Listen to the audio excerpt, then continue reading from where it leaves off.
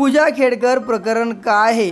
वादग्रस्त IAS पूजा खेडकर यांचं आणखी एक प्रकरण काय आहे आणि पूजा खेडकर या वादामध्ये का सापडल्या हे जाणून घेणार आहोत आजच्या व्हिडिओमध्ये। नमस्कार, तुम्ही जर चॅनलवर नवीन असाल तर नक्की सबस्क्राइब करा।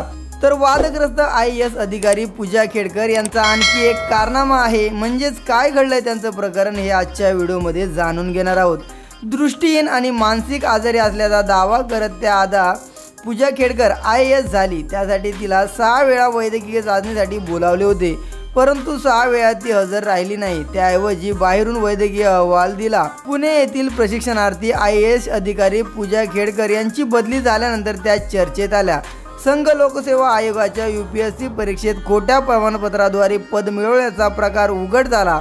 दृष्टीहीन आणि मानसिक आजारी असल्याचा दावा करत त्या आधारे पूजा खेडकर IAS झाली, त्यासाठी तिला 6 वेळा वैद्यकीय चाचणीसाठी बोलावले होते, परंतु 6 वेळा ती हजर राहिलेली नाही। त्याऐवजी बाहेरून वैद्यकीय अहवाल दिला। केंद्रीय प्रशासकीय न्याय अधिकाऱ्याकडून बाहेरचा अहवाल नाकारला होता, त्यानंतरही काही घडामोडींमध्ये तो अहवाल स्वीकारला। आता IAS पूजा खेडकर यांचा आणखी एक कारनामा समोर आला आहे। तिला मुलाखतीमध्ये महाराष्ट्राशी संबंधित 2 प्रश्न विचारले होते, परंतु त्याची उत्तरे देता आली नाही। तर नक्की पूजा खेडकर यांना कोणता प्रश्न विचारण्यात आला होता? पूजा खेडकर यांना मॉक इंटरव्ह्यूमध्ये महाराष्ट्राशी संबंधित 2 प्रश्न विचारले, परंतु या प्रश्नाची उत्तरं देता आली नाहीत।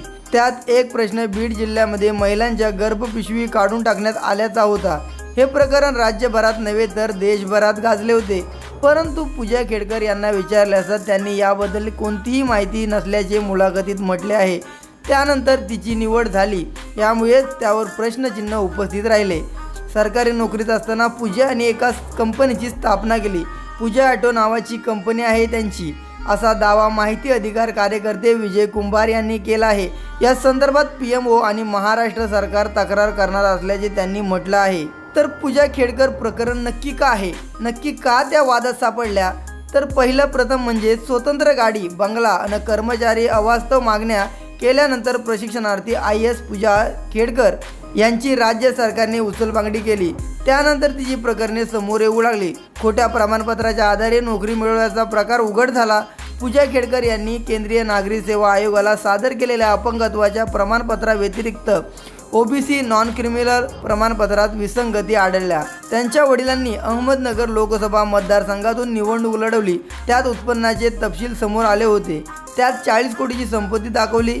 OBC नॉन क्रिमिनल 8 लाखाच्या उत्पन्नाची अट आहे, त्यामुळेच त्यांच्या वडिलांची संपत्ती पाहता नॉन क्रिमिनलमधील पात्रतेवर प्रश्न निर्माण होत आहेत। तर पुढे प्रशासन पूजा खेडकर यांच्यावरती कोणती कारवाई करणार आणि कोणते गुन्हे दाखल करणार हे येणाऱ्या काळात पाहणं योग्य ठरेल। तर पूजा खेडकर यांच्या या सर्व घडामोडींच्या वरती तुमचं काय मत नक्की कमेंट करा। जर तुम्ही इथपर्यंत व्हिडिओ पाहिलाच असेल, जर तुम्ही चॅनलवर नवीन असाल तर नक्की सबस्क्राइब करा। जय महाराष्ट्र।